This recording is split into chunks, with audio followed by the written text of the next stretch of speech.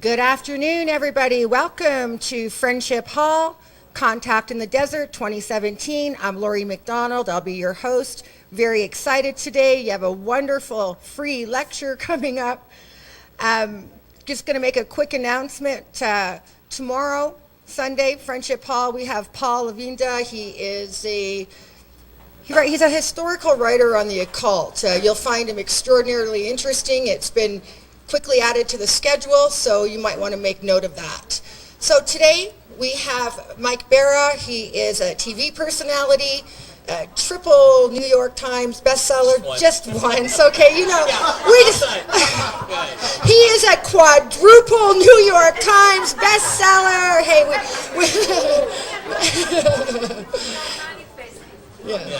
and we really appreciate his research. You're in for a wonderful lecture, so please help me in welcoming Mike Bara.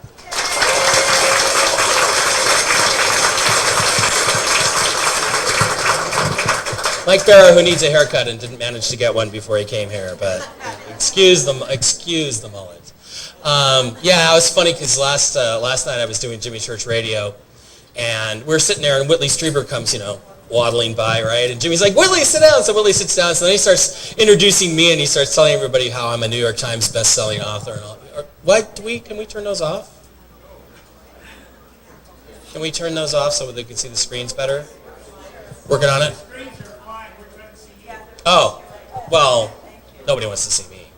Anyway, so Jimmy starts going on about, New York Times best-selling author, and I'm like, dude, I'm sitting next to Whitley Strieber, who's had about 15 bestsellers over the years, so it's kind of embarrassing. So thanks for that. Anyway, tell Jimmy I said thanks for that. Thanks very much for coming. I hope everybody's happy to be here. I am having a blast so far. It's cooler than last year, right? Right? Last year was miserable, and now it's about 20 degrees cooler, so we like that, and we approve of it. And I have this is my free lecture, so I'm gonna piss you all off for free here in a minute when I talk about politics, probably. But we're gonna keep that short because we have to talk about it. I was talking with Richard Dolan last night, and there is something going on politically that's not what we see. It's not what they're trying to get us to believe it is. There's something bigger going on, and I'm going to talk about that a little bit, and hopefully not take sides. Although I think it's probably going to be fairly obvious which side I'm on, although that side is not necessarily one person or another. It's more us versus them. And the question is, who is them? And I think some of us, what I want to talk about is I think some of us aren't clear about who them are. And maybe we need to really get clear about that. And then we'll go on to all the stuff I'm really known for, which is looking at stuff on other planets that doesn't belong there, that's artificial. So we'll spend most of the time on that. And then tonight in the same hall at 9:15, which is, I know most people are probably done with Contact by 9:15. They're off drinking with Jimmy, mostly. But I'll be here 9:15 to 11 to talk about the Secret Space Program. NASA and the Secret Space Program, Hidden Agenda is my current book. And so we'll be talking about that. I'll be showing you lots of interesting stuff about where the Secret Space Program technology really came from. And not all of it is alien. Some of it, I think, is stuff that we invented. So that's my schedule. And then tomorrow, I have a panel in the morning. And then I'm replacing Kim Carlsberg, who I think that's also here. Kim couldn't make it. In case you had tickets to her workshop, you're going to get me instead. And I'm going to try to do my best to cover more subjects that Kim would have talked about rather than make you listen to my stuff. So on we go. My name is Mike Bara. I do stuff. I got about 7 books out. Dark Mission was the first one, The Secret History of NASA. The Choice, which is about physics and spirituality and the 2012 era. And then books on the moon and Mars and ancient aliens and secret societies. And my current book is this one, Hidden Agenda, NASA and the Secret Space Program, which is really fun to write, and it's current. Everybody talks about it. How many people went to the Secret Space Program panel yesterday with David Wilcock and everybody? Yeah, Corey didn't make it, but it was, I thought it was the best panel I've ever been on, honestly. It was so full of great information. I learned stuff, and I realized how much other people knew, and we all kind of added to each other's stories, which I thought was really great. So, all right, a couple things that are quick that I want to kind of tell everybody about is that, most of us here are authors, most of us write books. It's not really a way to make a living. It's a way to make a minimum wage living if you really want to do that. But it's something that's important to us because we do produce these and do spend a lot of time doing it. And what I wanted to talk to you about real quick is that Amazon.com is pretty much where most people get their books from. They've got a little bit of a monopoly, but they have a system where people review their books. And of course there's trolls that hate me, and there's trolls that hate David Wilcock, and there's people that hate other authors out there, and they come in and they give these fake, terrible reviews. And then there's sections on Amazon that show you, there's like a comment down there. Did you find this helpful?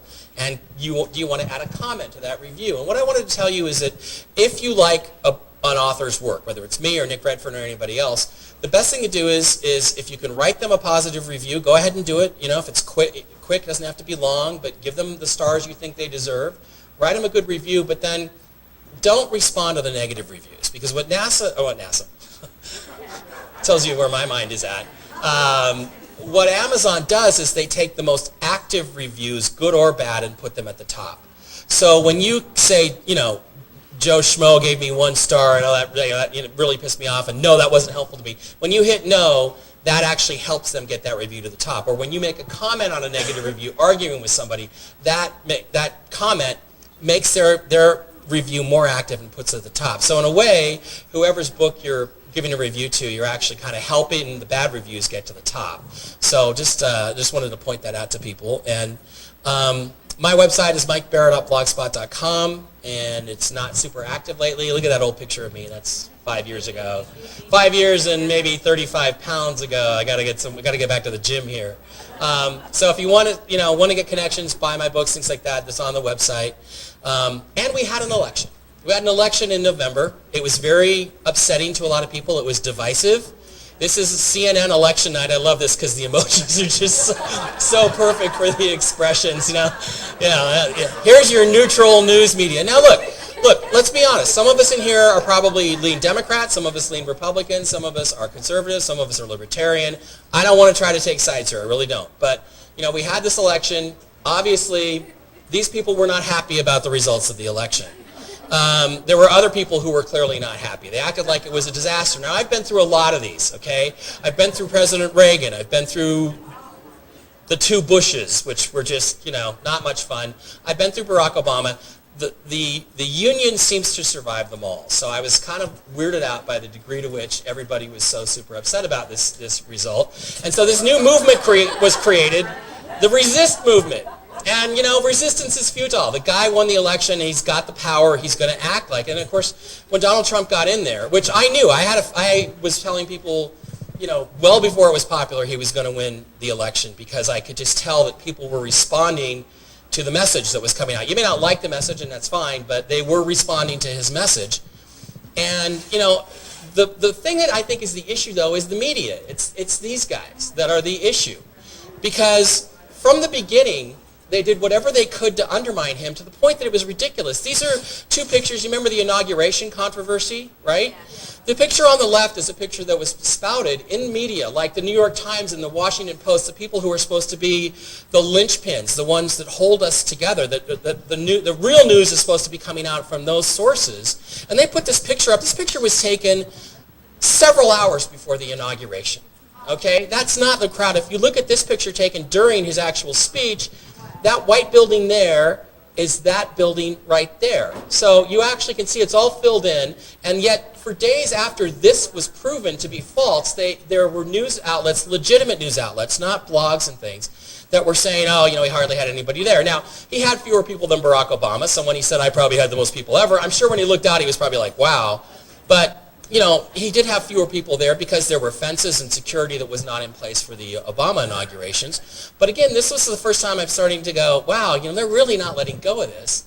And of course, he comes in, and immediately what he starts doing is overturning things. He starts using his executive authority to F this Obama policy, F that Obama policy. You ever seen that video of the cat where it's knocking things off the table, like, fuck this thing, fuck that thing, double fuck that thing, And that's what he was doing. So, and that of course, if you're on the other side, you're going to find that upsetting. I'm sure there were many people who found Barack Obama's executive actions early on to be upsetting. And then, the Hitler comparisons start. Well, Donald Trump drinks water, so did Hitler. What does that mean?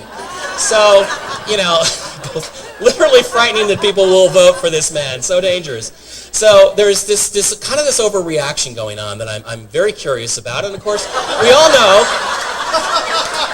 We all know that the Donald and Vladimir have a close relationship. In reality, to me, and you don't have to think what I think, but in reality, it doesn't seem like it's really that close. I think that probably Trump, at least, again, taking the public statements, the Democratic side was really trying to stir up conflict with Russia during this campaign. In fact, I found it a little bit chilling and frightening. And, Putin probably did prefer Trump to Hillary Clinton. He dealt with the Clintons before, but he probably did prefer Trump because of the fact that, Trump was the guy who said, I don't want to go to war with Russia. So, that to me makes a little bit of sense, and I can certainly understand that. But there have been things that have been happening that are kind of unacceptable. This is a Huffington Post reporter passing out Russian flags at CPAC, the Conservative Political Action Committee convention, a few months after the election, and then they ran a story saying, oh, they were waving Russian flags at the CPAC convention, trying to make it look like that, and this is all fabricated by the news media. So the story here is not Trump good, Trump bad. The story is, what is the news media's angle on this? And it's gotten so ridiculous. They've dug into this Russia thing. As it stands now, Mike Flynn was actually the center of this. He was actually cleared in January by the FBI. That was run in all the major news outlets. They reviewed his phone conversations and said he didn't do anything wrong. He didn't do anything illegal. And even if Trump was coordinating with Russia, guess what? None of that is criminal. So I don't know what the special prosecutor's for. I don't know what they're investigating. But so far, there hasn't been anything really linking the Trump campaign to Russia. And it seems like a red herring because there are people, and a lot of them are Republicans, who seem to want to go to war with Russia. And that, when David Wilcock talks about the cabal, that's who he's talking about. People like Paul Ryan and Mitch McConnell and John McCain, they are not on Trump's side. They may call themselves Republicans, but they do not like the guy, quite obviously. John McCain, I guess I can understand because Trump kind of trashed him. But, so far we found no real evidence. This is really Dianne Feinstein's face when she kind of said, do you have any proof that there's any connection? She kind of said, well, no, there's no evidence. But it's gotten to this point. This was a real, actual story a week and a half ago before all this new stuff broke. President gets 2 scoops of ice cream, everyone else gets 1. That's CNN. That's an actual story. And it was run and people talked about it. So, of course, on Mother's Day, Ivanka kind of trolled CNN with this. Said, I got a lot. So, but again, when they're trying so hard to make it so negative about Trump by doing something that ridiculous, it tells you that there's a bigger thing going on. There's some big picture going on here to try to stop him. Now, if he is who he pretends to be, which is a question. I mean, I certainly don't know that he is, but if he is who he pretends to be, then he is a threat to the system. He could actually create another system. And the thing that it reminds me of, in the weirdest way, is actually Caesar. Caesar and Trump have a lot of similarities. Caesar was of noble blood, and Trump, if you consider money to be nobility, Trump was born into a rich family. He has a lot of common people. There were a lot of white working class voters who hadn't voted in a long time or voted for Barack Obama, who said, we're not doing this anymore. This whole system is completely messed up. Democrat, Republican, they're all screwed up. And we're going to change things. And they came out and voted for this guy. And somebody who has money, doesn't seem to have any real debt, so he's not beholden to the bankers, and has a group of people, a substantial amount of the populace that's behind him, has incredible power. Now, the thing that frightens me about this that I think we need to look for is, we all know what happened to Caesar, right? Et tu, Brute? So is it Newt Gingrich that's going to put the plug on President Trump? I don't know. But I think that there's a distinct possibility that if he manages to succeed in his Drain the Swamp project, that we may see something happen to him. So if you hate him, that may be good. But the thing is, there's a bigger thing going on here. Donald Trump is not just this obnoxious billionaire playboy dude with a hot wife and beautiful children who is out there just doing this for his ego. There's something bigger going on, and when you start watching these things, I always watch the symbolism of this stuff. When he was inaugurated, he had this speech, and in the middle of the speech, after it started, all these military guys, out of nowhere, come down behind him, behind the steps, and they stand behind him. All the services, Army, Navy, Air Force, Marines, Coast Guard, right when he made this statement. And he said, what truly matters is not which party controls our government, but whether our government is controlled by the people. January 20th, 2017 will be remembered as the day the people became rulers of the nation again. And I mean, if this is not a flat statement that we are going to have a coup here, and I know the military is saying we are not necessarily, we are behind him, we are behind the symbol of what he represents right now, which is the overturning of the current order. And it's the same thing with Julius Caesar. Julius Caesar was hated by the patricians, who were the ruling class. Well, who's the ruling class in America today? It's the senators. It's Paul Ryan. It's Mitch McConnell. It's, Chucky Schumer. It's Joe Biden. It's all these guys that are in both sides of the aisle that are the ruling class. It's CNN, NBC, ABC. Look at all the power that they've had. Although, as we know, their power in terms of picking a leader is fading, because if it wasn't, this guy wouldn't have been standing there, right? So there is something going on that is a parallel to that. And I said, okay, this is really interesting. I got to keep watching this. So I watched the entire inauguration thing. I watched the entire parade.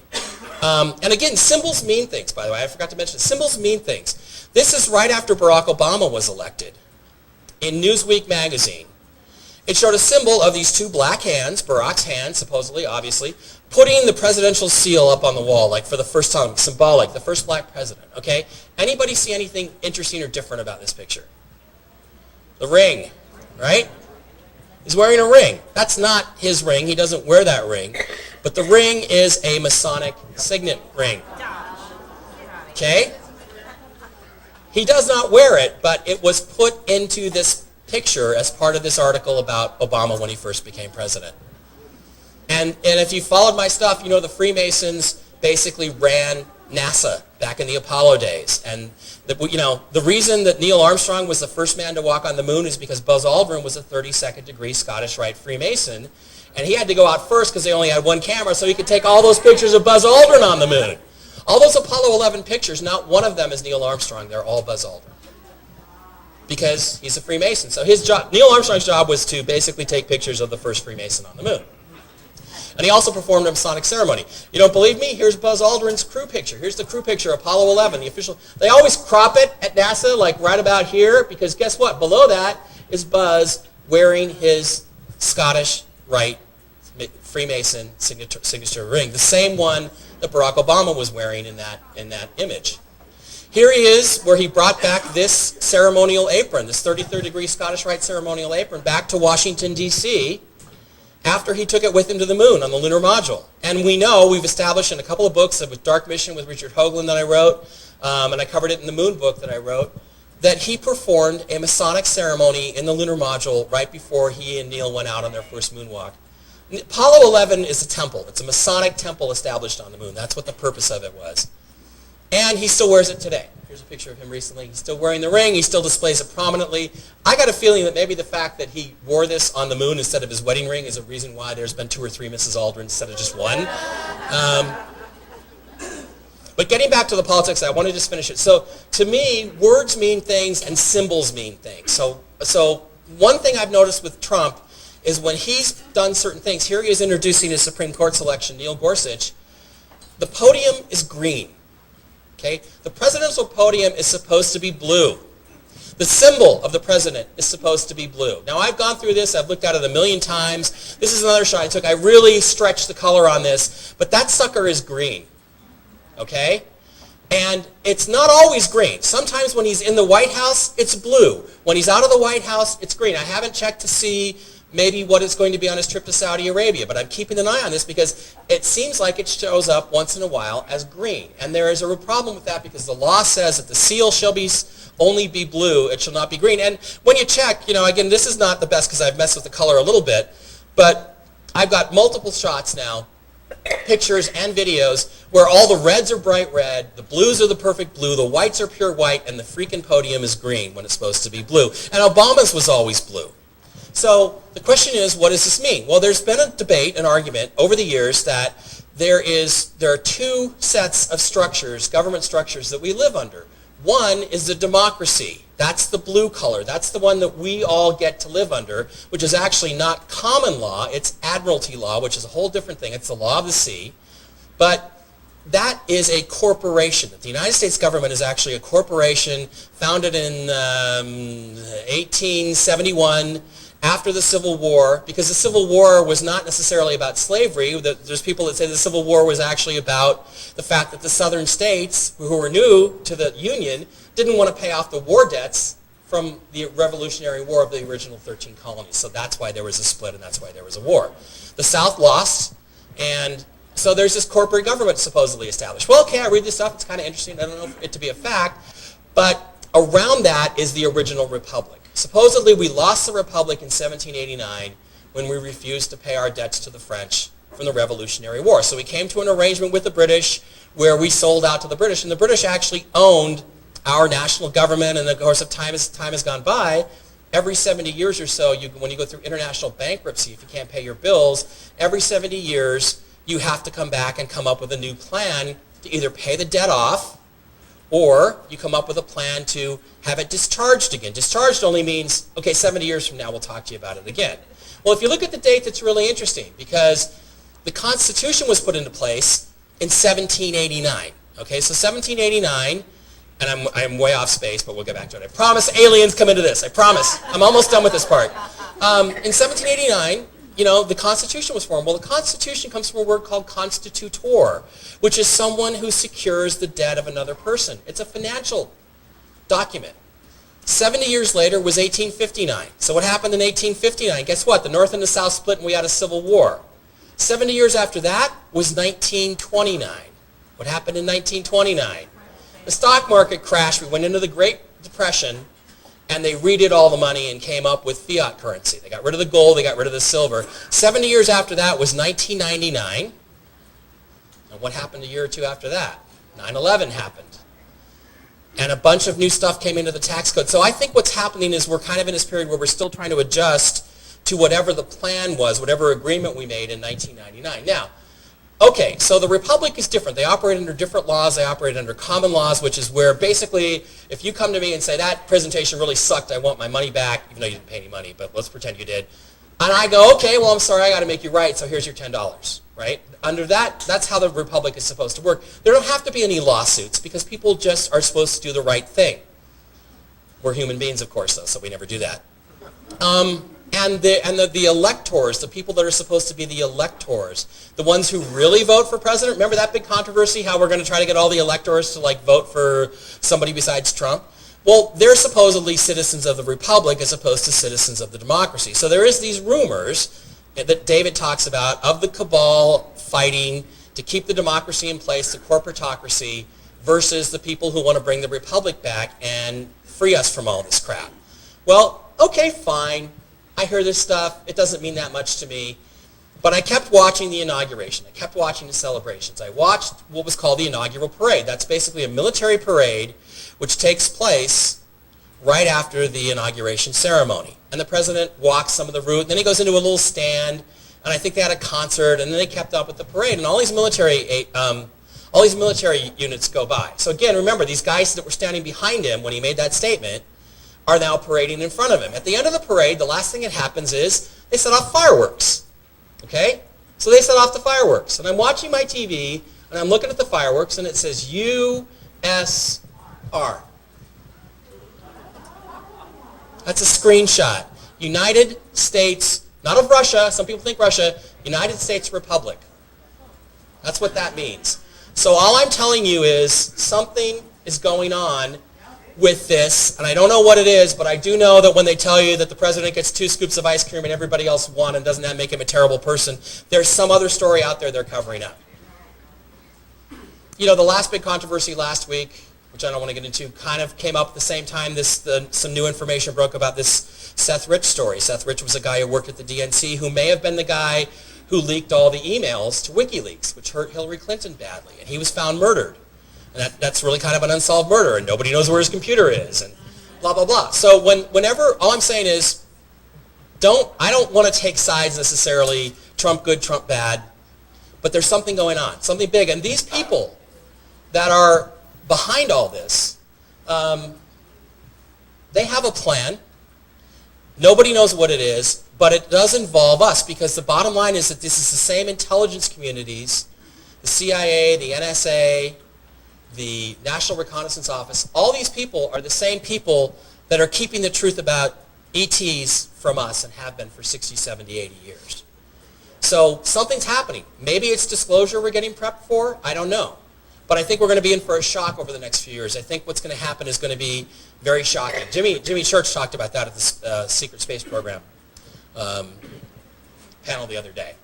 Okay, how weird does it get? Well, U2 is on tour. Anybody know? Anybody like them? They're old.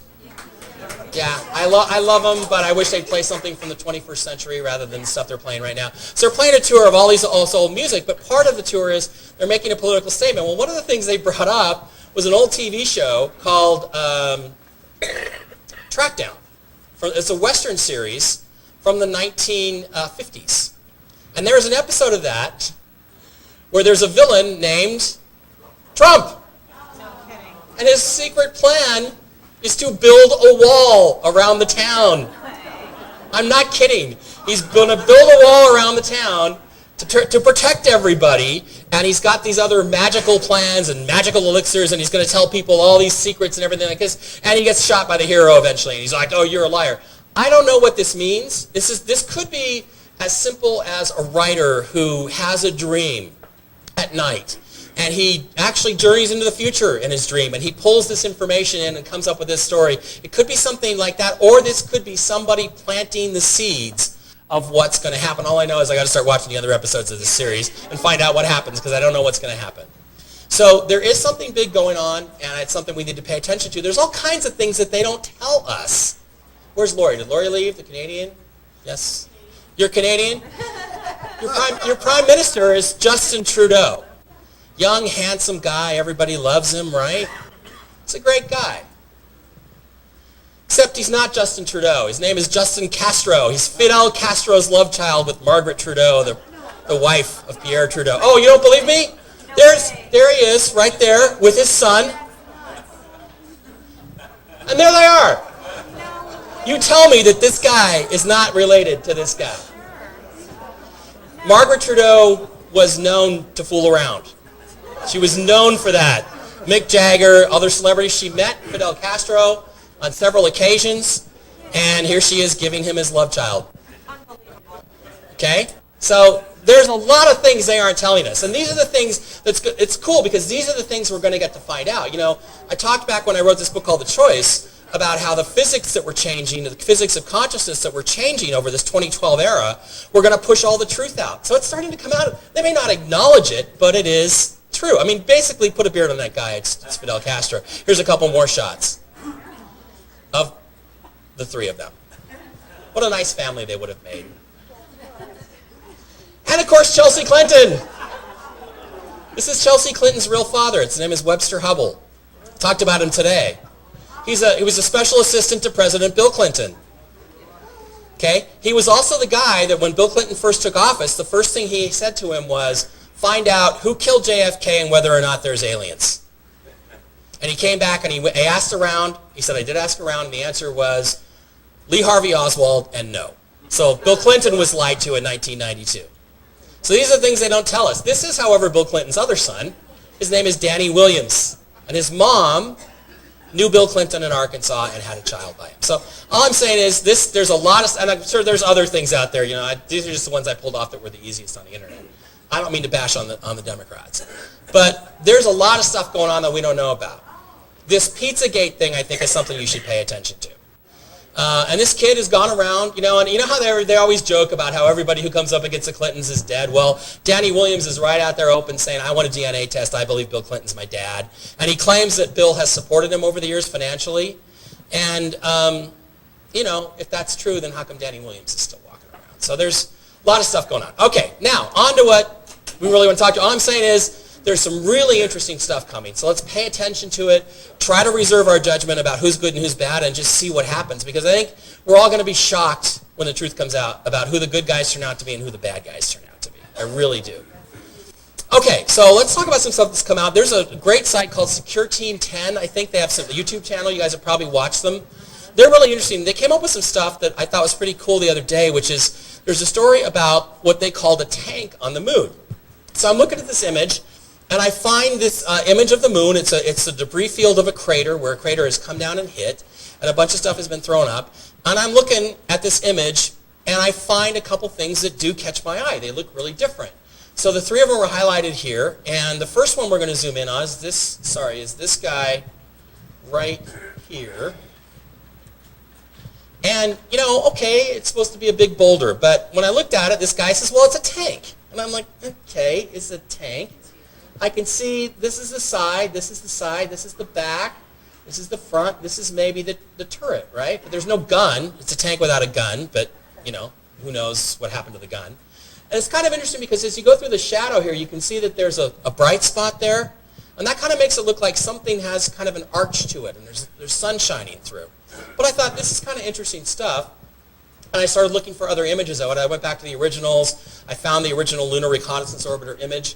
This thing is, if it's a tank, it's pretty big because it's about 75 yards long, which is really big. So it's bigger than it's even bigger than the tanks the Germans built, and the Germans built some honking tanks. So, I went a little deeper. This is probably the best image, and, you lose some fidelity with this, but, it kind of looks like it could be a structured object. You've got very straight line there, kind of a straight edge, this rounded area here on top, and it does compare fairly favorably to the traditional shape of a tank. But the question is it really a tank? Here they are kind of side by side. See the turret, the side skirts, the straight front, straight back. Could be. But then there's another object nearby, which is quite a bit weirder. This is supposed to be a boulder. And remember, in a crater impact, it's supposed to be just boulders. You shouldn't get stuff that looks like this. What I find fascinating about this is that see this bright spot here, this bright area? It's sort of shaped, it's all jaggedy. That looks like a piece of sheet. That looks to me like a screwed up sheet metal hunk that's kind of been torn up here, and it certainly is nothing that should be sitting on the lunar surface. And there's even some weird, if you get into the subtle details, there's some kind of weird little hooks, and there's a cylinder there. Cylinders are not naturally produced very easily. They're very difficult to produce. There's another object at the top of the picture which looks like kind of half of a flying saucer. See this sort of disc shape here? And then there's some sort of centerpiece that kind of spirals around like that, and it's cut off. Now the rest of it's not visible in the image. The high resolution part of it kind of cuts off. But to me, it looks like sort of a flat disc, and you're looking at it from the top down with this sort of central tube coming up out of it. So what is all this stuff? Well, in looking at the image, I have to say honestly, it looks like a debris field. But some of these things that are in the debris field don't look like debris. So they look like machinery to me, because I'm an engineer and they strike me as machines. What's possible is that, all over the moon there are these sub-bases. There are areas inside the moon that if you hit them with a projectile, these objects get tossed up into the air and then come down to rest.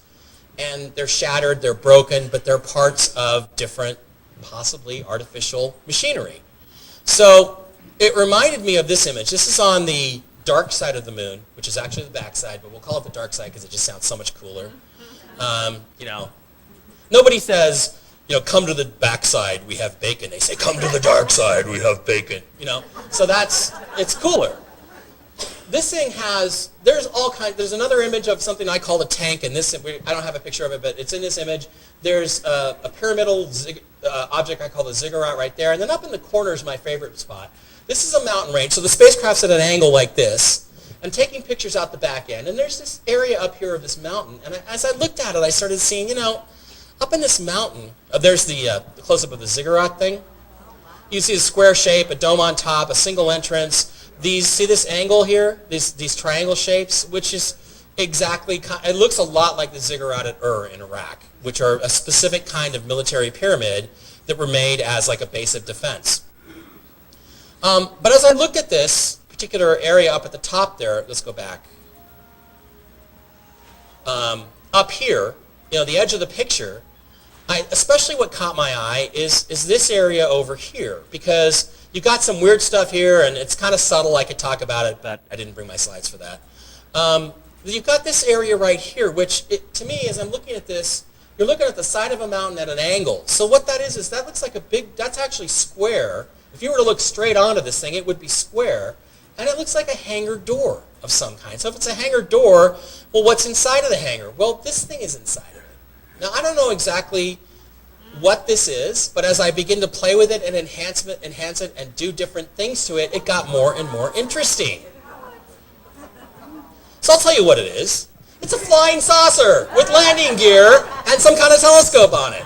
Now, again, it's just to caution everybody, I'm an engineer, so I started out back in the days we have to do 2D drawings, and so I am really experienced at taking a 2D picture and saying, okay, what does this look like in 3 dimensions? Not everybody is, so you might not see what I see right away, but just bear with me. We'll try to talk you down. This is the disc shape right here. There's a dome on top. There's a vent there and a vent there, a couple of vents there. This is like some sort of landing gear. This is just a bunch of debris. And then there's this cylindrical thing kind of attached to the front of it, which I don't know what it is. But again, as I continued to play with it, it got even more interesting. And this is only enlarged about 4 times. That's why it's blurry.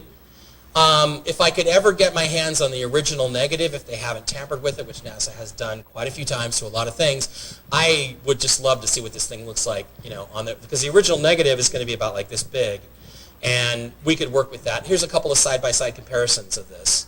But it's a flying saucer in a hangar, in a bunker, on the moon, on the dark side, and this is the kind of thing that we see all the time when we start looking at pictures of the moon. And one last shot of it. Right up there. So see how small it is in the original? And this is actually working with the current digitized version of NASA's image, this current image. It's 5567 is the image number. So anybody can go look it up. It's on my blog if you want to go there. There's a bunch of stories about it. And it's interesting because the ziggurat, remember the pyramid thing I showed you at the beginning, which is right here? On this digitized image, they kind of erased that. They messed with the contrast. They did a bunch of different stuff. Kind of erased it, so it's not really there. It's there on an original Apollo print, a photographic print from 69. It's there. You can definitely see it's a pyramid, but when you get to the NASA digitized version, it's all wiped out. Well, somebody at NASA was obviously, hey, there's a pyramid on the thing, go wipe it out, but they missed all this other stuff. They just didn't have time to go through and get rid of the flying saucer. So I'm hoping that nobody ever does. Now, NASA is deceptive. This is a picture of what they say is debris running down the side of a crater. What I love to do with NASA images is I love to flip them upside down. Because just because they say that up is that way doesn't mean that up is that way. What do you do with this? What happens when you flip this upside down? Well, when you flip it upside down, it becomes this. Now, my model for NASA and other people's is that there is glass structure, crystalline structure all over the planet, some of it as much as 20 miles high, and that's a whole separate presentation, that is on the planet that is there, was used as a meteor shield, because glass is actually as strong or stronger than steel, would be a perfect thing for a meteor shield in a vacuum, in a lunar vacuum.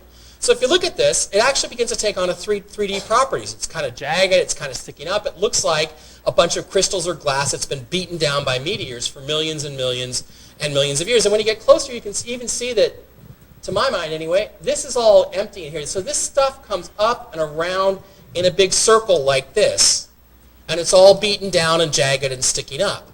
But you would never see that if you bought the original NASA version of what this is. See these spires sticking up out of the ground? You can't have that on the moon. If what NASA tells us about the moon is true, this is impossible. Yet, there it is on their own images. Okay, now, Ceres. Ceres is another object that's been talked about a lot. It is a moon-sized object. They call it a planetesimal in the asteroid belt. It's the only really spherical, big object in the asteroid belt. And it's caused a lot of interest because there have been a couple objects on there that are kind of curious. One is this one, which NASA described in their literature as a pyramid.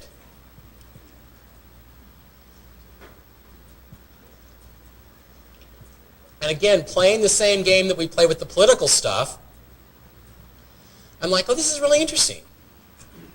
They're calling this a pyramid, but it doesn't really look like a pyramid. It kind of looks like a natural formation to me. But it has these striations, these stripes down the side. Now that's important because I'm going to tell you why they called this a pyramid a little bit later when we talk about Mars. But it has these striations, these vertical lines on it that go down the slopes of this thing. There's various pictures of it. Here's what it looks like from the side. It kind of looks like it might be a flat top pyramid there. Here's other lower resolution images that we're taking, because there's the probe out there. Oh God, what's the name of the probe? New Dawn? No. Is that Pluto? Pluto's New Dawn. I don't know. There's a probe out there taking pictures. And it gets close to Ceres and far away, and it takes all these different pictures. This is a good shot from the side. Looks like a cyst or a pimple kind of on Ceres. But there's nothing else like it on Ceres. There's no mountains except this one. And it's kind of sticking up. Here's a better high-resolution version. And again, you can see the striations going down the side. And to me, what this kind of reminded me of is something called a cinder cone on Earth. This is a cinder cone. Basically what happens is lava, molten lava, pushes up, it forms a cone, and then when the pressure stops, it kind of collapses and sags back in the middle. But it has these vertical stripes on it, but it also usually has a fairly smooth crater, which is different than what the one on Ceres appears to have. Here's a cinder cone erupting. There's a nearby here's a cinder cone, and see how it's got the collapsed hole in the middle? But this one on Ceres doesn't have that. It has this rough, strewn top. And another thing that bothers me about this a little bit is that if you look at the images, it's very clear in some spots and then very blurry. Like right in here, there's a lot of blur right there. And I don't really know why that would be blurry when everything else is so clear. But here's Black Butte near Mount Shasta, which is right next to Mount Shasta. It is a cinder cone. And as you get into the details, you begin to see that there is just a lot of stuff up here. And I'm like, okay, this looks kind of natural. Why is NASA making such a big deal out of this? But other people look at it with different eyes. I have a friend named Keith Laney who's done some wonderful work with NASA images. And he's got a website called thehiddenmission.com. Should have put that in white, Keith, so everybody could read it. Hiddenmission.com, which I highly recommend for his image processing skills. And, he's looking at this and saying, these things may not come all the way up to the top. There may be like weird structures inside of it. And he actually had some artists look at it. And when the artist took a look at it, this was his version of what we were seeing as opposed to the NASA version. So he's saying that, this begins to look more like a bunch of girders that used to come up together. And maybe the top got sheared off or it fell down in on itself. And the stuff inside is kind of regular and geometric. Here's another close-up. See the sides, how he's seen all this stuff, and I'm looking at it and I'm kind of going, I kind of see that too in the original images, right? And then here's an ultra close-up of what the artist came up with. And it's like, I see that, and I know that's artificial. I see what's on the NASA image, I'm not so sure, but it could be this. This really could be what it looks like. Here's an ultra close-up of what he thinks he sees. And, artists just look at things a little differently, but they see things that we might not see with our own biases and preconceived notions. Now, Ceres is interesting for something else. It's this bright spot in a crater called Oscillator Crater on Ceres, and it is about, I think the scale is like 100 times brighter than anything else on the planet. The whole rest of the moon is this dull gray color, but then there's this glowing stuff in the middle of this crater. Now, curiously, there it is. There's an example of the entire surface of Ceres laid out like an orange peel. And see how much brighter the center of that crater is. So you got this circular center thing, and then you got a little block. And as you zoom up on it, it's been visible from the Hubble Space Telescope from millions of miles away. As we get closer and closer to it, it remains incredibly bright. Now, NASA's explanation for this is that it's salt. Okay? Must be glow-in-the-dark salt, because this is Ceres in the dark, taken in shadow, and look at how bright that still is. Nothing is that bright without internal illumination. Something is making it shine.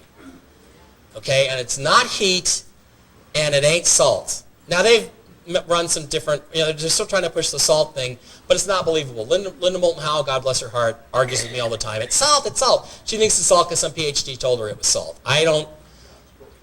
It's Coke, yeah. Yeah, it's Elon Musk's cocaine. Did you guys ever hear that? Elon Musk, when he's talking about Mars, like, we could send, 50,000 pounds of crack cocaine to Mars. And I'm like, wow, and then you're going to go there and party, Elon, or what?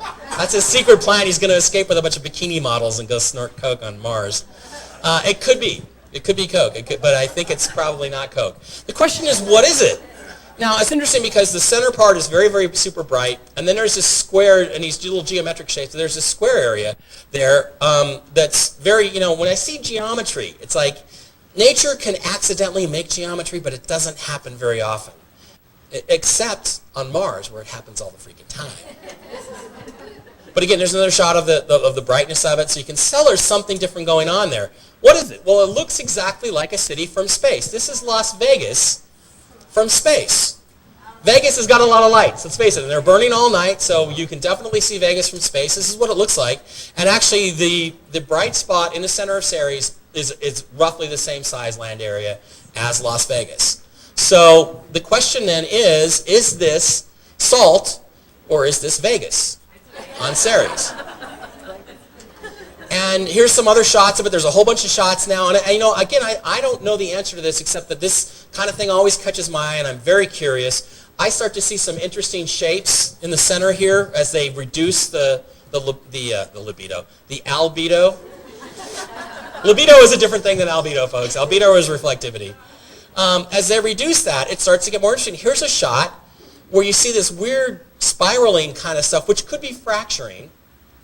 But when a crater is formed, you're not typically going to get fracturing at the end of the cooling cycle. You're going to get something like that at the beginning. You're going to see fracturing around the rim of the crater, not in the center of it. So there's this weird sort of geometric patterning here. And it starts to look like this is some sort of ice cap or white reflective cap. Now, here's the thing.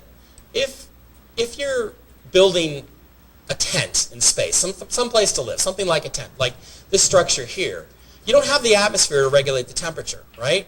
So in the cold, in the dark, it's going to get really cold. So you need something to retain the heat, which might look from space, come on, come back.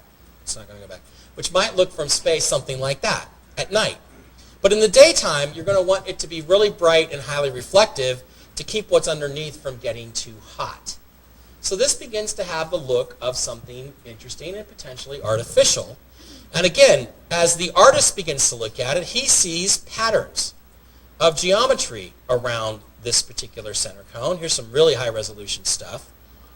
And look at this, this is all kind of eroded. It's got a very cellular look to it. Clearly there is some rock there, but you could also build a shield like this out of rock if you wanted for some reason to live on Ceres. And the thing is, true is that there's stuff all over the solar system. I mean, there's all kinds of moons that have really interesting looking weird places on them. So as the same artist applied his eye to this, he began to look at this and say, there's something more here. There's a pattern. And here's another shot of it. And here's a colorized shot from NASA, where you see just how really weird this whole complex is. There's Vegas. There's, I don't know, Laughlin? Yeah, is this that Laughlin? Here's a really good close-up. And again, I look at this and I don't see geometry. I mean, I see geometry. I don't see natural flows of lava or something like that. I see like shattered structure. And here's what the artist put together, that he thinks this is some sort of canopy over the top, would be highly reflective to keep the temperature moderated, and he thinks we're seeing underneath some deeper structure. Here's a really good shot of it.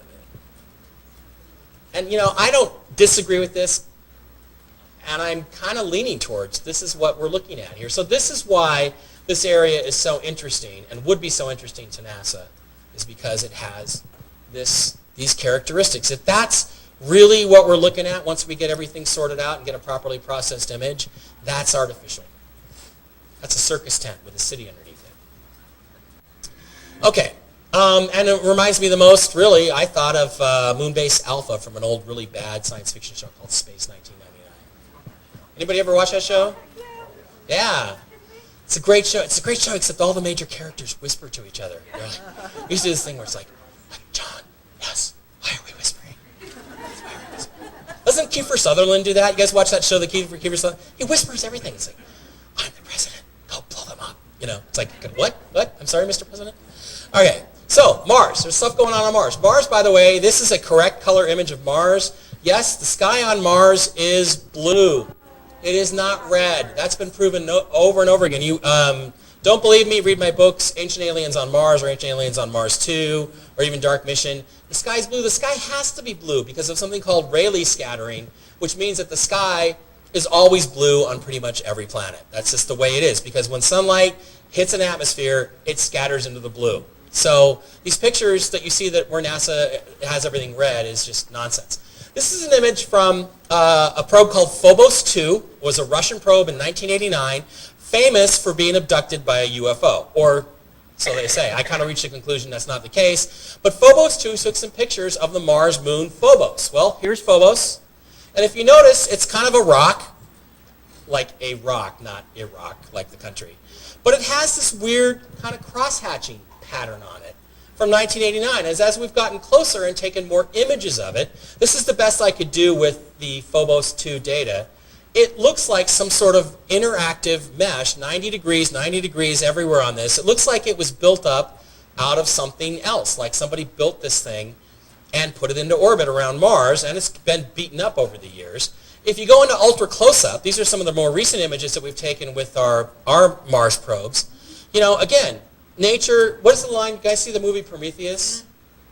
God doesn't work in straight lines. Very rarely does God work in straight lines. He does for short distances. But look at this. You got parallel line here, parallel line here, parallel line here, parallel line here, and then, at 90 degrees to that, we've got this. So apparently the boulders on Phobos like to just run up and down at 90-degree angles to each other. That's artificial. The rest of it doesn't look very artificial. But another interesting thing about Phobos is that the Russians did some analysis and kind of pinged it with different instruments and found out that there are these vast hollow caverns inside of it, some of them as big as 200 feet, which could be, I don't know, apartments, condos, something like that. So nobody really knows what Phobos is, but we have our suspicions. Now, on the surface of Phobos, which Buzz Aldrin talked about first in 2009, was they got an image of this thing sticking up out of the surface of Phobos. Its nickname is the Phobos monolith, because a lot of people said it reminds them of the monolith from 2001. You can see from the shadow, it has a square top. See that? Here's the shadow. It's very tall. It's got a square top. So it's not unlike the monolith from 2001, which had the exact same shape. And notice again the little mound here as they dug out and excavated around it, right? So here's another shot, more recent of it, and it maintains its shape. It is not just a boulder. It is a vertical, thin monolith, I guess. So again, side-by-side comparison. The monolith from 2001, the monolith on Phobos from Mars Reconnaissance Orbiter and various other missions. So this thing has just been really, really interesting. And of course, here's another shot of Phobos itself. But you've got all these different patterns, this weird, rectilinear geometry on it. And you've got the Phobos monolith itself. But as I go back and you look at this comparison, here's the thing. In the film, Dr. Floyd, is being shown pictures of Tycho Magnetic Anomaly 1, which is the monolith. And they said, we don't know anything about it except two things. We know that it's been there for at least 4 million years, and it seems to have been deliberately buried. And when you look at it, the way you can tell it's deliberately buried, again, is this mound. Now look at the Phobos monolith. See this? See how bright this is? Look at how dark that is. And it's a mound just like this. In other words, this sucker was also, in my opinion, deliberately buried, because you've got the digging all around the base of it. Either somebody dug it up or somebody dug in a space, stuck the thing in there, and left it. Now the Canadians were supposed to go there and launch a mission and land there and put a rover right up to it, and that just evaporated. NASA said, no, I don't think so. You're not really going to go there. If you go, we'll shoot you down. So, Mars is another great place for pyramids. Now, we've all seen pyramids on Earth. They're artificial. There's debates now about the ones in Serbia. Is it Serbia? Bosnia, Serbia, or Croatia. I get them all mixed up. There used to be one country, right? But on Mars, there have been pyramids for a long time. These are Carl Sagan's discovery. He called them the Pyramids of Elysium. This is from the very first Pioneer 4, the very first NASA mission to Mars. It took some really bad pictures, but they are partially buried tetrahedral pyramids. And now I'm kicking myself for not having some of Keith Laney stuff, because there's lots of other pyramids that look like this on Mars. Pyramids on Earth, we know them from their shadows that they cast. We know the basic shape of them. We know why they are pyramids. We know that they were built by somebody. They're not natural structures. So if they're not natural structures on Earth, then why do they have to be natural structures on Mars? And the only reason is because NASA says so. Because science wants you to believe that. Here's another shot of the pyramids of Elysium. So I thought, well, okay, I'm going to look around, and I want to know what other pyramids there are on Mars. And when you start doing that, you begin to find a whole buttload of them. No, these are China. There's a couple pyramids in China recently. There have been some new pyramids discovered. What's interesting about these two is that one of them has a squared flat top. One of them has a pointed top, or at least it used to. It's eroded. It's definitely eroded, and they've planted all kinds of shrubberies on them because they don't really want people to know that there's pyramids in China. I don't know why. I wish the Chinese would loosen up. Maybe Trump can get us a good trade deal, and part of it can be, show us the pictures of your pyramids. So I went looking on Mars. The one on the left is a Martian pyramid from Elysium on Mars. And this one is a Chinese pyramid that we just looked at. And if you look at them, they're basically the same. See this edge right here? Okay, edge right here. Edge right there. Edge right there. Edge right there. Now this corner is buried on Mars. But here's another thing I want you to notice. When stuff erodes, it erodes along what they call fractal lines. In other words, it erodes along the lines of the shape it had originally. So you can take a look at something that's beaten down, and you can look at it and say, okay, it used to look like this. You can kind of build it back up in your head. Notice on the Chinese pyramids that along here and along here, notice how those are curved. Because what's happening is those walls are slumping in a little bit, exactly like this one on Mars. The reason why this one is worse off than this one, why the Martian one is worse off than the Chinese one, is because it's been there longer, and it's bigger, and there's more mass pushing down on the erosional process. And when you lay them over the top, the proportions are exactly the same. I did nothing to these two images. That is the Chinese pyramid on top of the Martian pyramid, the only difference being the corner of the Martian pyramid that's buried right there. So if the proportions are exactly the same, and we know the one on Earth is artificial, then why isn't the one on Mars artificial? It has to be. And I think what these are is these are condos. There's ideas that we're going to build entire self-contained cities. This one's supposed to be in Shanghai, China. That you can hold hundreds of thousands of people inside of a pyramidal structure. It's a very efficient way to use space. There's other ones on Mars. Here's a pyramid called the D&M pyramid. This is very near the famous face on Mars in Cydonia. It's that guy right there.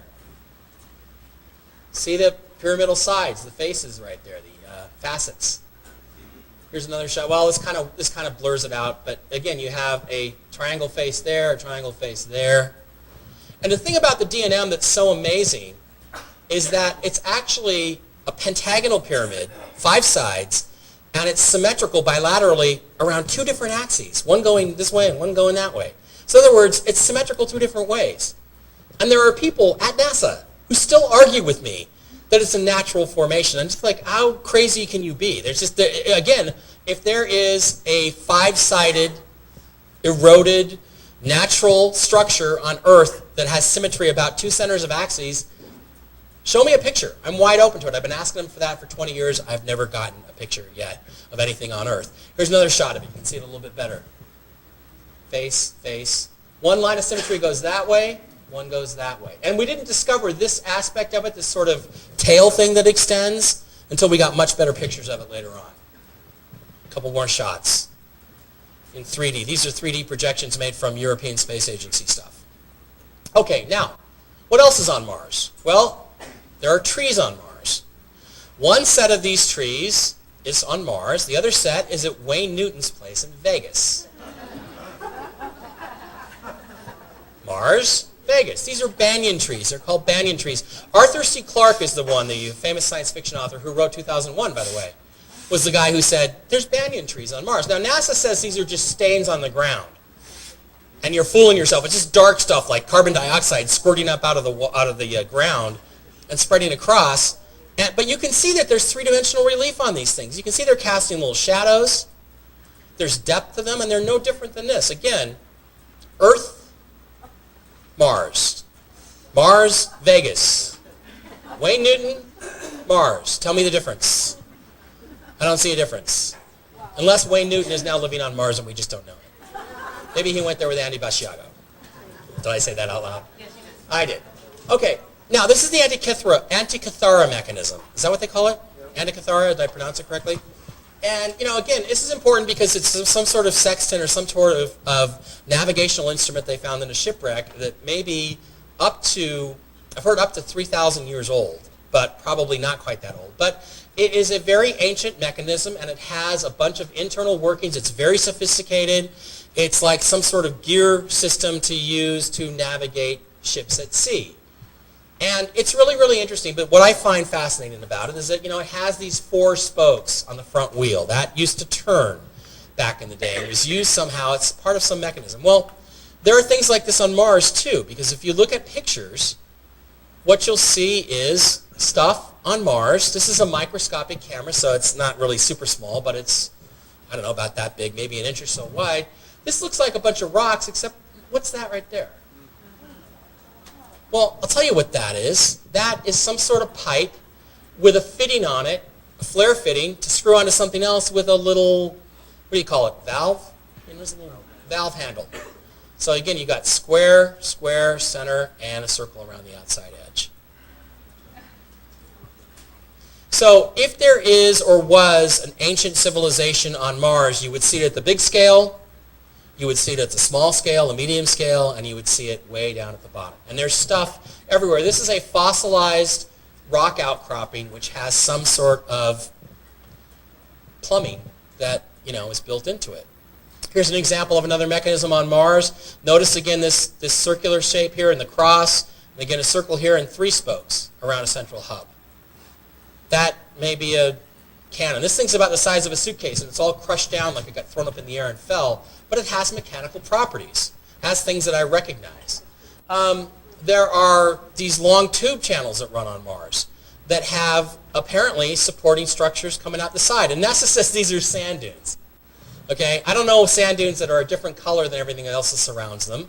Sand should be the same color, and also they're regularly spaced, and they follow the topology of the terrain. And again, it's very similar to a water pump on Earth. These guys I like a lot. These are like old stuff. This is like 98, 99. These are on the side of a mountain in Mars, and what is interesting and striking about all these is that these guys are all parallel, pretty much. Parallel, these white guys, and they're all tubular, and they come out of the mountain and then back into the ground. This is some sort of plumbing in the side of this mountain, like a waste system or something. It's been exposed by the material on top of it being removed. And again, I don't know of a good explanation for this geologically, and NASA doesn't even really try. Now, what's really interesting is that there are a whole group of people on Facebook and other sources, other places, that are absolutely scouring all of the rover images and finding incredible stuff. They're finding stuff that shouldn't be there. This is a shot from a group called Mars: A Civilization Lost. That's the sole NavCam image. And you see the spidery pattern of all this stuff? That all looks structural. It's not very far away from the rover, but that all looks like some sort of construction. It's not natural geology, and they have all kinds of stuff that they found. Here's another shot of what looks like a really plain image of the surface of Mars, but when you zoom up on it and you flip it upside down again, it starts to get a little bit more interesting. Here's the same crevasse, and right over here, there's this sort of squared off area. Look at these little squares. That's always what catches my eye, is the right angles. And it looks like you got some sort of, I don't know, garden there. You come and you walk out and you go down a ladder and across over here. And there are walls to this thing.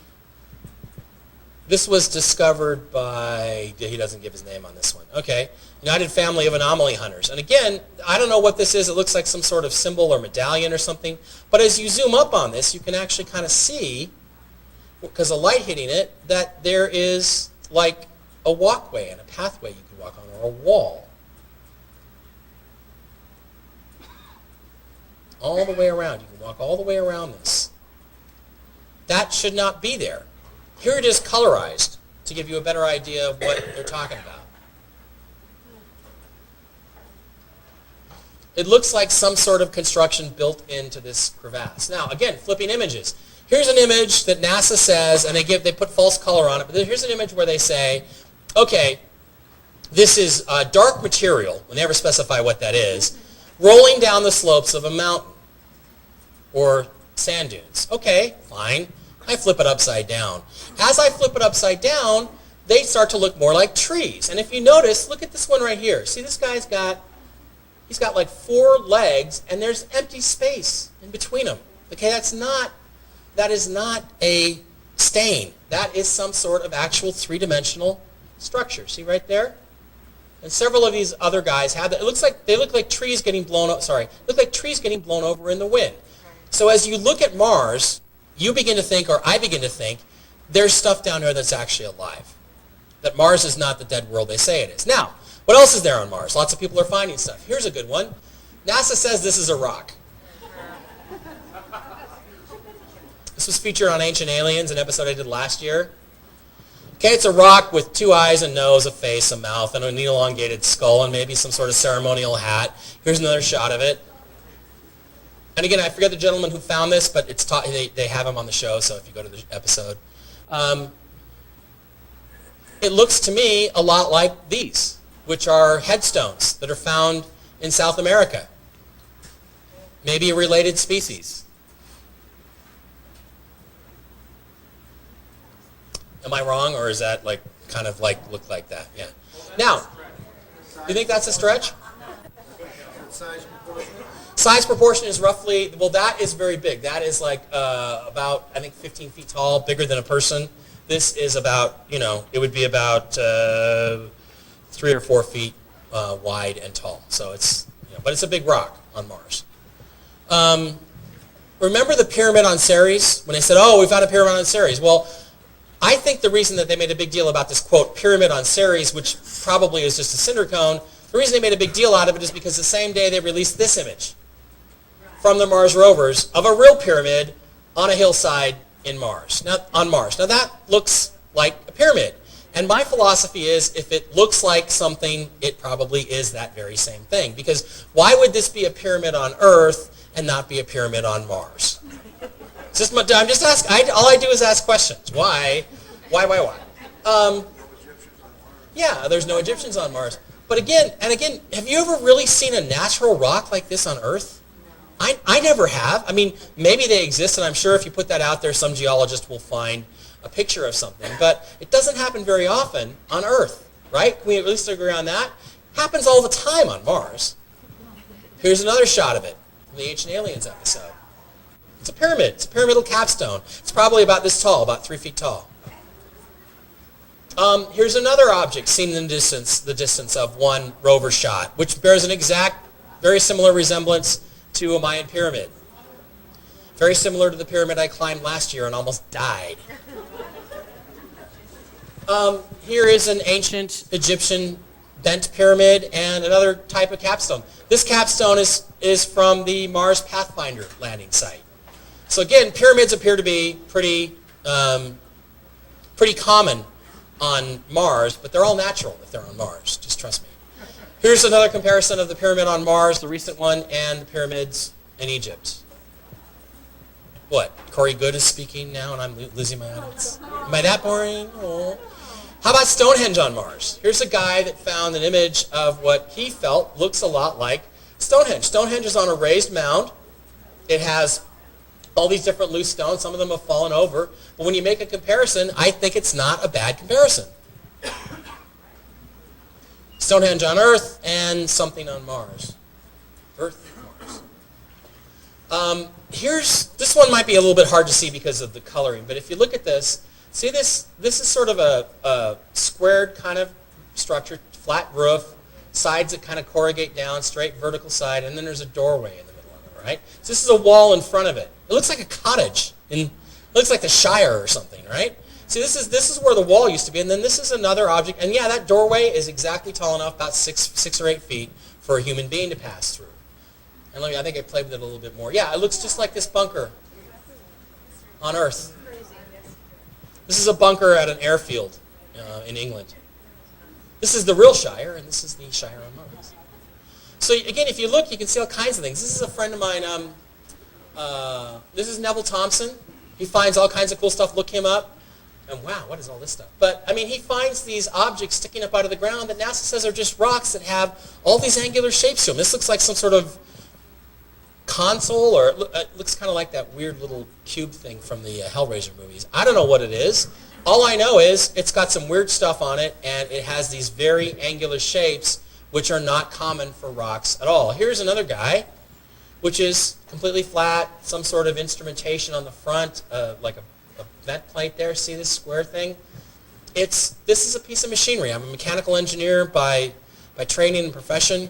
If I saw that, I'd say, okay, that's engineering. Somebody built that. Somebody did not. That is not a natural random rock. Here's one.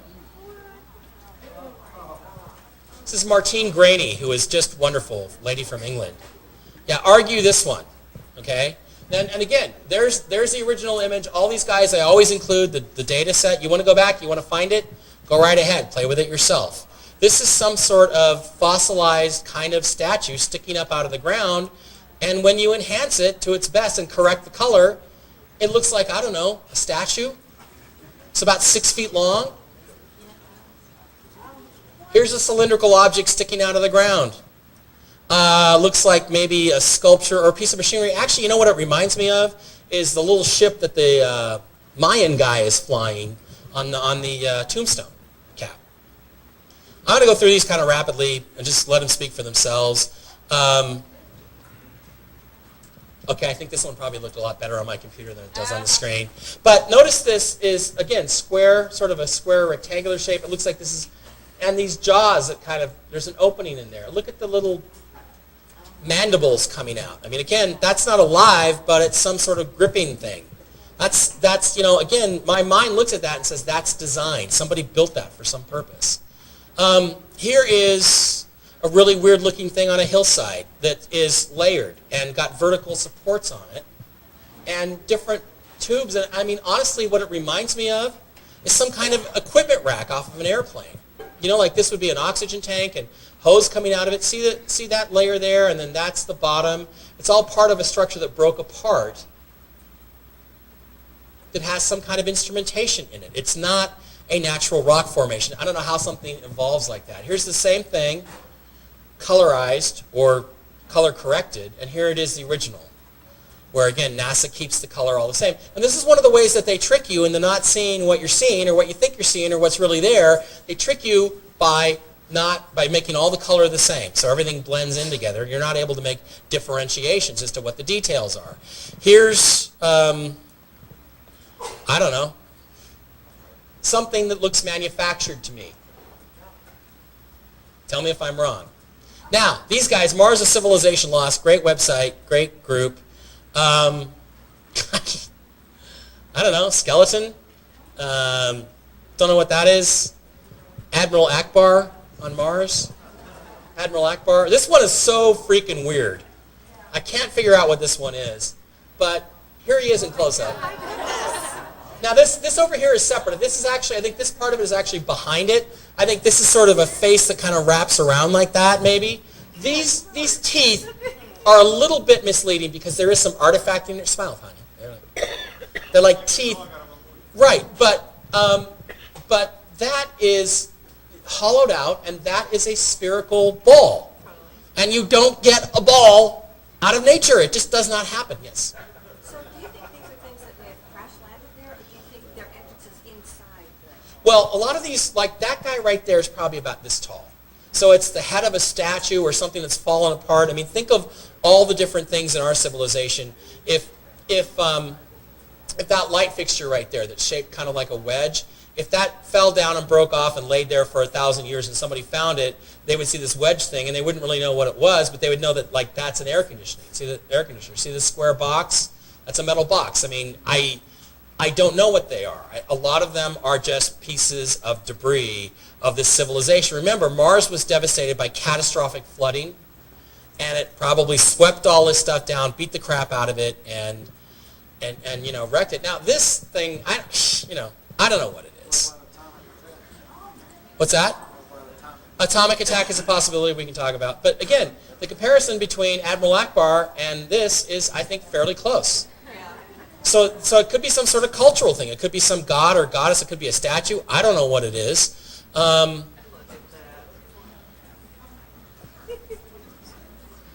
All I know is if he's alive, I never want to meet him because he's ugly. I don't know why I called him Admiral Akbar. Here's some other stuff on Mars. Just, again, you find these little squared off kinds of rocks, which just can't be rocks. And you find, look at this thing right here. This is, some sort of, I don't know, looks like a ray gun, doesn't it? I mean, laying on its side, like there's a handle, there's where the ammo goes in. I mean, it's something. And again, I could show you literally hundreds of these things. Here's a piece that looks like a piece of a statue that's been carved or something. A foot? I don't know. There's some other stuff here that looks a little bit weird. And this is what NASA does to images. This is the same image, enhanced versus not enhanced. So they flatten all the color out so you don't see that there's this sort of pyramidal shape sticking up out of the ground. Here. This one this one really caught my eye because when I saw it, I said, that's like an equipment rack for an aircraft. If you go inside of an F-15, a fighter jet, any Boeing plane, any Airbus plane, and you open up the equipment bay doors where you can service the avionics, there's these racks. And on these metal racks, they have different types of equipment that are stacked in there, and they have tubes that go to the hydraulics, and there's hydraulic pumps that have connections that are in these racks.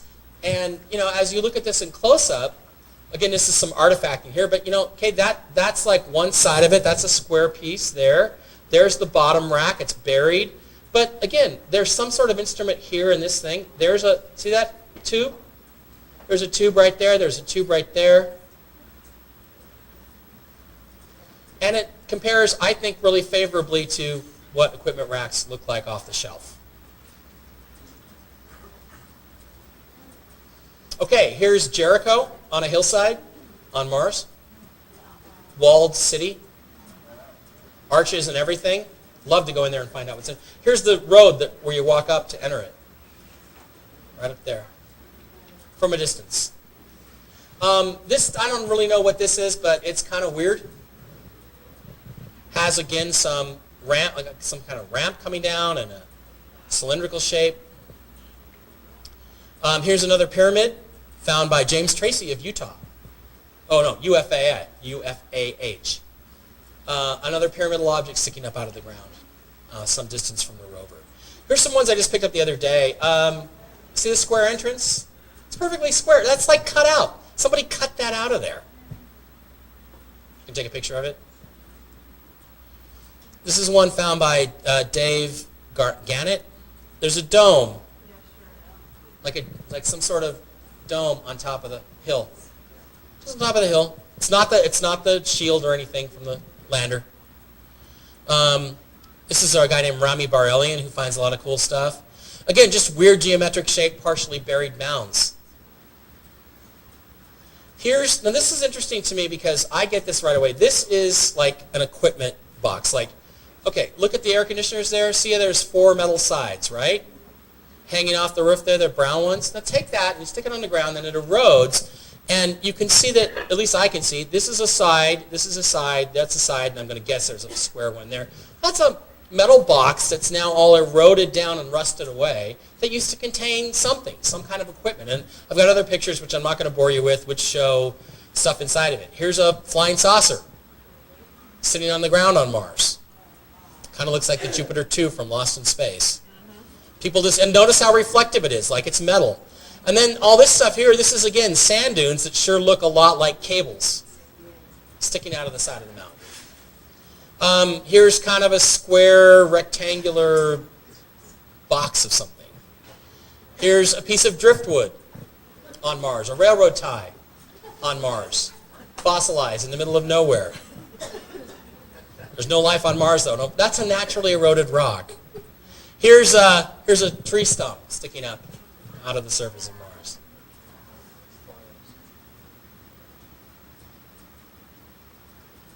Close-up of it there.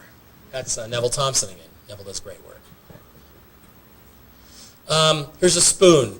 Anybody want a wood spoon? There's one on Mars. Go get it. right there. It's a spoon.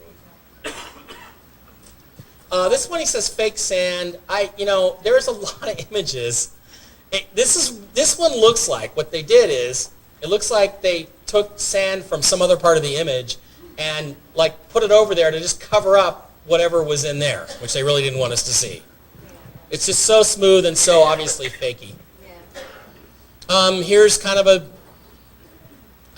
spaceship buried, exposed on Mars, tubular craft, kind of like that, Apollo 19 or Apollo 20 video that's out there on YouTube? A piece of pottery on Mars. Obviously ceramic. Skeleton of a dead praying mantis on Mars? I don't know. See the big head? That scary, anybody? Big dark eye sockets. There's the spine. Is that the spine right there? That's the size of man. It's about 6 feet. What's that? It's like a gray. Or there's these other beings called the praying mantis types, which are very scary to anybody who's encountered them. And it looks kind of more like those. Here's some more blocks that have geometry on them that, again, just do not look like natural evolution. Here is a really weird-looking piece of machinery on Mars. It looks kind of like a rock, but then, this thing is hollowed out right there. So that's not big enough to walk into, but it's pretty weird stuff. Okay, how's my time? How much time do I have left? 8 minutes. Okay, we're going to whip through this. I want to leave you with the really weird stuff of what's going on Mars. My friend Martine Graney, this is not the weird stuff. My friend Martine Graney found this image from the rover, and she was looking at it, and she saw something kind of on its side right here. She saw this pattern in the ground that kind of caught her eye. She wasn't really sure what it was, so she kind of flipped it over, and when she flipped it over, it started looking like a dude. It looked like the Shroud of Turin. At least it did to my eye, right? Does anybody get that from this? So I started playing with that. And again, this is like a symbol. It's like dirt, drawn in the dirt next to some other stuff. And I started looking at this and playing around with it. And you can see that there's sort of a face there, and there's these spikes like a crown or something. And as I messed with it, let me see how my stuff comes out. I got this out of it. I inverted the color. And again, you can kind of see a face, and there's the crownish thing, and there's his shoulders. One shoulder is another shoulder. He's got a robe on or something with a T-shirt underneath. Maybe it's a Chevin T-shirt like Mike Bara is wearing. And as you dig into this and start playing with it in different ways, it gets more and more obvious. And then I got really weirded out because it kind of looks like me a little bit. Looks like he's got a beard.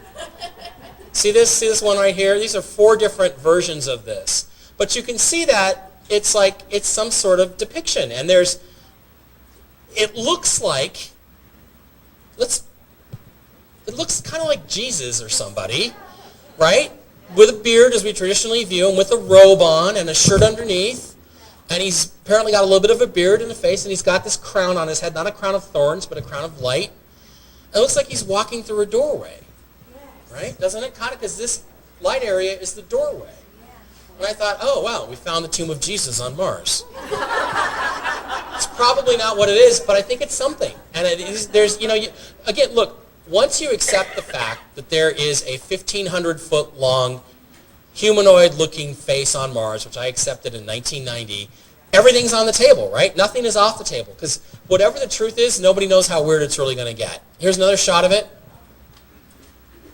And I don't think we're just seeing things because we're all seeing it. At least most of us are seeing it. Who's not seeing it? I want to berate you. No, I'm just kidding. So I don't know what this is, but it is something interesting and different. Now I'm going to scan through this. This is great. This is there's these guys that think that they're seeing parrots and animals and penguins and dragons and stuff on the surface of Mars, right? And so they have this whole thing built up around it, and they want them to say it's like Nazca, but Nazca is different because everything at Nazca is all together. Everything on Mars is all spread out, but near this one thing that they thought looked like a parrot, there's this really cool city-looking area, which is right here. This is as big as a town. This used to be a lake bed. I'm going to go through this real quick. You can see that there's some weird shapes here, and there's like streets. See, street, street, street, street, parallel, parallel, parallel, parallel. But what's interesting about this picture is that this is all pitch black. See that? It's all dark, and everything looks very flat. Well, NASA took 3 or 4 pictures of this, and there's a ton of stuff to look at it there. We're not going to have time to go through it all. There's a ton of stuff to look at there. But then the request was made to take another picture of it, which they did in the dark. In other words, there's a little bit of shadow over this area, because this is up higher than this. So when they did that, this is the same area, but it looks pretty different. This area right here on the right, this dark area that's really dark, that's this right here. So I don't know if you can do this in your head and see the 3D, but this other lighter stuff here, this is the floor of a lake or river right through here. These are, in fact, not flat. These are vertical walls sticking straight up, like concrete walls. And see those stripes on them? Yeah. See if I can get a close-up. See these stripes? Okay, if you're going to build a retaining wall, let's say, the way you're going to design it is you're going to build it with beads in it or waves in it, because that makes it structurally stiffer. That is someone's intent of design that we're looking at right there. And again, this whole place, it has all kinds of stuff. It's got this weird looking antenna thing. It's got a complex of different buildings that are there. Here's one of the main buildings. I call it the factory. And there's an entrance here, and there's weird stuff. And again, this looks 10 times better on my computer than it does. Here's the restaurant at the LAX, on Mars. See? There it is. There's the legs. Okay? You think I'm laughing. Here's the Indianapolis 500. These are like reservoirs. Look at this. There's a platform here. See this platform? And there's some sort of machine on top of it, and it looks like it slides underneath there. Like, I think it's a drilling rig. They slide it underneath there, and it's connected by, if I can catch it, see this tube? Right up here to this, I don't know, school bus. But there's a tube here. And then this thing right up there there's a closer shot of it. There's a tube connecting down to this platform. This dark thing right there. Now, again, it's blurry. I apologize, but this is the best NASA will give us. They aren't going to give us the good stuff. And then this object right above it is this thing. Whoops. It looks like what? A giant potato bug or something, right? With tubes coming out of it. Here's another parallel tube right next to it. Here's where it connects. Here's where they fill up the tank. What is that? I don't know. It's some sort of mining operation or something. And again, there's more stuff here that's really good, but I want to get to the very last thing. Okay, I told you, I promised you that I would show you proof that NASA is faking some of the images from Mars. Okay? There is a place in Canada, got a Canada thing going here tonight, called Devon Island. Devon Island is pretty much uninhabited. So what they did is they decided to go to Devon Island and test the rover cameras and rover equipment on Devon Island. So NASA has a base there, which is very small, but it's occupied with their different rover testing facilities so they can test their new rover technology. As you notice, it looks desolate. It looks kind of like Mars. And so they take their test rovers and their new test rover cameras, and they take them up to Devon Island, which is fairly harsh conditions, and they run them around and take loads of pictures and see how they come out and calibrate the color and all these different kinds of things. Well, here's a picture of a guy in a spacesuit on Devon Island riding, this is not Mars, but riding, on our, what do you call it, a ATV, four-wheel ATV, and, right next to him, take a look at that. And now, if you just saw that part of it, you'd probably assume it was Mars, especially if NASA told you it was Mars, right? Because it looks like Mars. Here's a picture as an example of what Mars actually looks like. This is a hillside on Mars. Oh, no, I'm sorry, it's not. It's actually Ireland. No way. So this is how easy it is to make Ireland look like Mars. So think about this. Keep this in mind. Side by side, Ireland, Mars, Mars, Ireland. Actually, they're both Ireland. One is just colorized the way NASA does it, and one is real. And they put in a little fake rover thing there. So, a couple of years ago, this picture came out. And when it came out, a bunch of people started scouring it like they always do, like this army of people I just showed you. And the story comes out and hits, and it says, somebody found a rat on Mars. And CNN, Anderson Cooper, they make a big joke out of the rat on Mars. Ha, ha, ha, look at how stupid these people are. It's all pareidoia. You ever heard that term? Which basically means you're just seeing things, okay? Now, there's a great article on my blog There's no such thing as pareidoia. It's pinned to the top. It does not exist. There is no thing that human beings do that makes you think you're seeing something that you're not seeing. It just simply doesn't exist. The whole cloud thing, you know why you think you see a poodle in a cloud? Because the cloud looks like a poodle. It really does, for a while until it changes shape, right? So they came out with all these stories ridiculing this little guy here, which somebody was saying was a rat on Mars. There's a rat on Mars. There's life on Mars. So CNN, NASA, Dr. Phil Plait, known bloated sack of protoplasm, made a big stink out of this, and they all mocked us in the UFO community about how stupid we are. There's only one problem. Devon Island does have one inhabitant. That inhabitant is called an Arctic lemming. This is an Arctic lemming. He bears a striking resemblance to the rat on Mars. In fact, screw it, that is an Arctic lemming. There's no way around it. So this picture, bluntly, was not taken on Mars. It was taken on Devon Island, and NASA put it out there, calling it a picture of Mars, to do one thing, which is to create this whole controversy so they could knock us down, they could shoot us down. Not to make an analogy back to the political stuff at the beginning, but it's the same kind of thing that's going on with the news media right now. And right now the victim is Trump, but Trump is not important. What's important is that it could be any of us. It could be us they pick on next. And look at how they gang up on him about that stupid stuff, the same way they did to us. And the bottom line is, we caught him. That guy is that guy. Bottom line. Now, I'm going to finish you with the really, really weird stuff. This guy named, God, why can I never, not Malcolm Scott, he was a linebacker for the Seahawks and the Raiders. Super Bowl 48 MVP. But Malcolm, I forget Malcolm's last name, slipped me this thing under my door one time, this picture. And I took it and I made this meme. So what is that?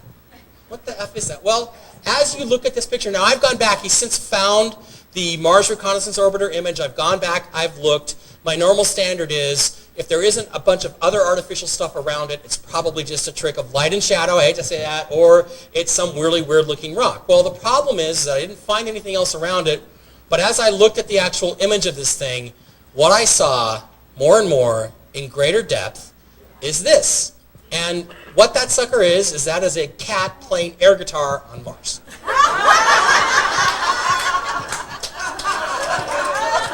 He's even got a foot pedal.